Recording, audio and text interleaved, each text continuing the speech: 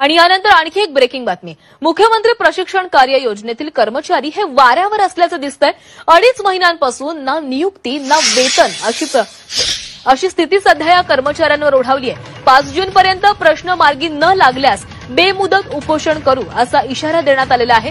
तुकाराम बाबा महाराजांचा सरकारला असा इशारा समोर आलाय। मुख्यमंत्री प्रशिक्षण कार्य योजनेतील कर्मचारी सध्या वाऱ्यावर असल्याची परिस्थिती निर्माण झाली आहे। कर्मचाऱ्यांना 2.5 महिन्यांपासून ना नियुक्ती मिळाली आहे ना वेतन मिळत असल्यानं कर्मचारी आक्रमक झालेले आहेत। येत्या 5 जूनपर्यंत मागण्यांबाबत सकारात्मक निर्णय न झाल्यास राज्यभर जिल्हाधिकारी कार्यालयासमोर बेमुदत उपोषण करू असा इशारा तुकाराम बाबा महाराजांनी दिलेला आहे। याबाबतचे निवेदन सांगलीच्या जिल्हाधिकाऱ्यांच्या जिल्हा परिषदेचे मुख्य कार्यकारी यांना देखील देण्यात आलं आहे।